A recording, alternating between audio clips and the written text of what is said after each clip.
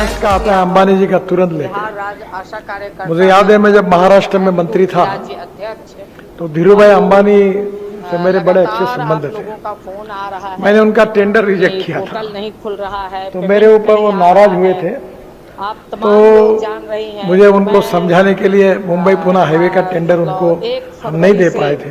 तो मुझे प्रमोद जी ने कहा था कि एक बार इनको मिलो, तो मिला तो बड़े नाराज होकर मेरे ऊपर सुनाने लगे। मेरा भी स्वभाव थोड़ी देर सुनते सुनते मैं भी बोला कि धीरू भाई अगर मुंबई पुणे हाईवे नहीं बना तो मैं मुझे काट लूंगा, और बन गया तो तुम क्या करोगे। तो उन्होंने कहा देखो मैं कुछ बोलता नहीं, देखेंगे। और इसी से थोड़ा हॉट डिस्कशन हो गया, हमारा बोलना बंद हो गया। बाद में मुंबई पुणे हाईवे बनने लगा, उन्होंने हवाई जहाज से देखा और मुझे बुलाया, और धीरू भाई अंबानी ने मुझे कहा कि मैं हार गया हूँ, तुम जीत गए।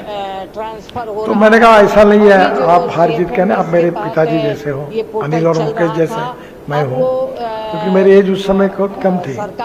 तो स्वाभाविक रूप से उन्होंने कहा कि नितिन मैं एक मामूली मास्टर का लड़का अपने अधीन गुजरात के माध्यम से ले, मेरी परिस्थिति बहुत खराब थी, ये जो ट्रांसफर है और मुझे जो पहला लोन मिला एक प्लास्टिक के मशीन के लिए, तो मेरी केस सब जगह रिजेक्ट हुई थी। समय लगेगा, और जब मैं वो एमडी के पास गया आईसीआईसीआई बैंक के, 15 दिन लगेगा, तो मैंने उनको कहा कि ये मशीन के लिए मुझे लोन दो। समय दिया जाएगा।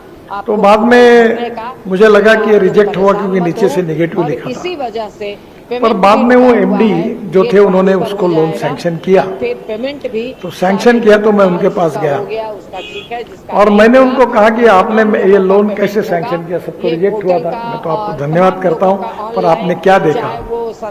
तो उन्होंने एमडी ने जो जवाब दिया कि मैं आपके आंखों में देख रहा था और आपके आंखों में ये आत्मविश्वास था कि आप ये निश्चित रूप से कर सकोगे, इसलिए मैंने ये लोन सैंक्शन किया। और बोले पहला लोन मुझे मिला। बाद में उन्होंने विमल ओनली विमल जो टेक्सटाइल का काम शुरू किया, और धीरे धीरे उन्होंने मुझे कहा नितिन, सुबह दोपहर का 1 बजे का टाइम था, अनिल और मुकेश भी दोनों साथ थे, नरीमन पॉइंट में उनका ऑफिस था। उन्होंने मुझे बोला हम खाना खाएंगे, सब साथ बैठे थे। तो उन्होंने कहा कि मैं एक स्कूल मास्टर का लड़का हूँ, पर आज मुझे कैपिटल मार्केट ने बहुत बड़ा किया। तो मैंने कैसे बड़ा किया, क्योंकि मुझे ज्यादा जानकारी नहीं थी।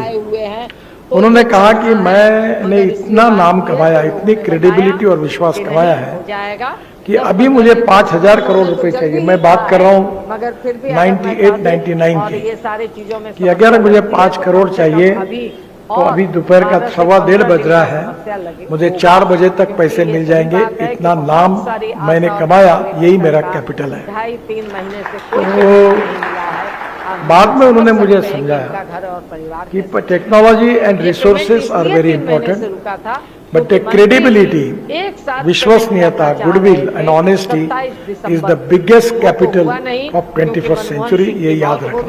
तो आज स्वाभाविक रूप से कैपिटल मार्केट में जिन जिन लोगों को काम करना है उनकी एक बहुत बड़ी जिम्मेदारी होती है कि छोटी सी गलती भी होती है तो अंग्रेजी में कहावत है कि spark neglected burn the house. अगर ये एक बार तुम्हारा नाम खराब होता है तो तुरंत आप लोग फिर से खड़ा करने में बहुत मुश्किल होती है।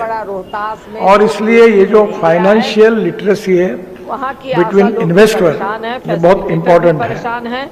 और मुझे बहुत खुशी है कि शिवानी ने ये डिफिकल्ट फील्ड में प्रवेश भी किया। हर बार आप लोगों को बुलाती है और विशेष रूप से आपको अलर्ट कैसे रहना, इन्वेस्टमेंट कैसे करना, इसका ट्रेनिंग कॉम्पिटेंट लोगों के द्वारा इसकी जानकारी आपको मिलती है।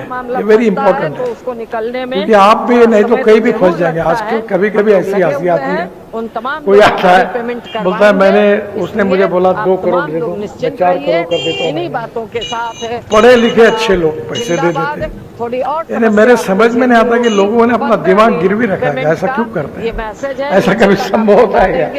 इतने लोगों को फंसाया जाता है और फंसने के बाद आते हैं आप हमारी मदद करो। तो मैंने एक को पूछा कि तुमने पैसे डालने के पहले मुझे पूछा था क्या? मैं मदद क्या करूं? ये तुम्हारी मूर्खता है कि तुमने ऐसा किया। लालच में आके लोग फंस जाते हैं। तमाम और इसलिए एक परेशानियों से फिलोसोफर बच ने सके, सही कहा है कि इन्हीं बातों शॉर्टकट से- cut you short. Financial field में यू नीड टू अंडरस्टैंड कि क्रेडेंशियल्स उस कंपनी के क्या है, ट्रैक रिकॉर्ड क्या है, उसका शेयर कैसे कैसे बढ़ा है, उसकी प्रॉफिटेबिलिटी कितनी है, और ये समझकर जब आप इन्वेस्ट करोगे तब कहीं ना कहीं आपकी अगर सही इन्वेस्टमेंट होगी तो फायदा होगा। और इसलिए आने वाले समय में इंश्योरेंस मार्केट, पेंशन मार्केट और शेयर इकोनॉमी हमारे देश के आर्थिक विकास के 3 महत्वपूर्ण पहलू हैं। और मैं तो कैपिटल मार्केट में एनएचआई के काम है उसी के ऊपर करता हूँ। हर साल मैं 5 लाख करोड़ के काम करता हूँ और मैं लोगों को बोलता हूँ मेरे पास द्रौपदी की थाली है, तो लोग बोलते क्या है, मैंने बोला कितने भी 1 लाख करोड़ 50,000 करोड़, मैं ऐसे मिनटों में निर्णय करता हूँ और मैं जो बोलता हूँ ऐसा एक भी काम हुआ नहीं, ऐसा कभी नहीं होता क्योंकि पैसे की कोई कमी नहीं होती। मैं अक्सर हमारे ऑफिसर्स को कहता हूं कि एनएचआई की क्रेडिबिलिटी और ट्रिपल ए रेटिंग जो है ये देखते हुए क्रेडिबिलिटी को अपने मजबूत रखना चाहिए। आज तो हमारी परिस्थिति इतनी सुदृढ़ हुई है कि हमारा इनकम ही अभी अगले 2 साल में 1,40,000 करोड़ होगा, तो मार्केट में कोई प्रॉब्लम नहीं है। तो मैंने अब नया मॉडल तैयार किया है कि जो लोग हमारे एनएचआई बॉन्ड में आएंगे उनको हम 8.05% इंटरेस्ट ईयरली है पर मंथली इंटरेस्ट उनके अकाउंट में जमा करेंगे, ताकि मैं अब रोड के लिए मैं गरीब लोग जो है उनको इंटरेस्ट पे पैसे लेकर उनको मैं इस सक्सेस में लेना चाहता हूं, क्योंकि वो लोगों के पास प्रॉफिट जाना चाहिए। और इसलिए अभी इंश्योरेंस इकोनॉमी में हमने इंश्योरेंस बॉन्ड शुरू किया। पहले बैंक में बैंक गारंटी देने के लिए अगर 100 करोड़ रुपीस की बैंक गारंटी चाहिए तो बैंक वाले कहते थे 100 करोड़ डिपॉजिट करो फिर गारंटी लो। अभी हमने इंश्योरेंस बॉन्ड किया तो अभी 1.5 करोड़ में उनका काम होता है। तो अब बड़े प्रमाण लाखों करोड़ों के इंश्योरेंस बॉन्ड्स मार्केट में आ गए। तो कहीं ना कहीं फाइनेंशियल सेक्टर रोज बदल रहा है। हमारे देश की इकोनॉमी वर्ल्ड की फास्टेस्ट ग्रोइंग इकोनॉमी है और ये जो कैपिटल मार्केट है इसके इन्वेस्टमेंट से ही हमारी इंडस्ट्री, ट्रेड और बिजनेस बढ़ने वाला है। एक्सपोर्ट बढ़ेगा, इंपोर्ट कम होगा और इसलिए स्वाभाविक रूप से इस क्षेत्र में इन्वेस्टमेंट करने के पहले अवेयरनेस, अलर्टनेस और इसके साथ इसके परिणामों की ठीक प्रकार की जानकारी ये हमारे इन्वेस्टर्स को होनी चाहिए।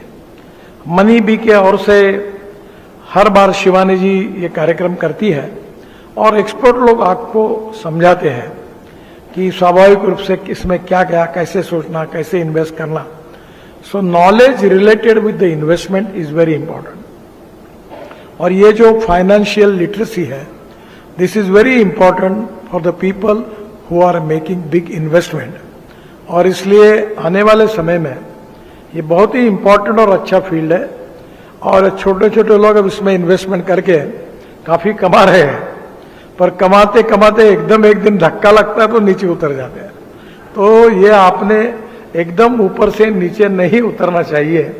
इसलिए आपको काफी टिप धमानी साहब ने दी होंगी कि कैसे रहो। तो मुझे लगता है कि it is going to be a win win situation for all the stake holders.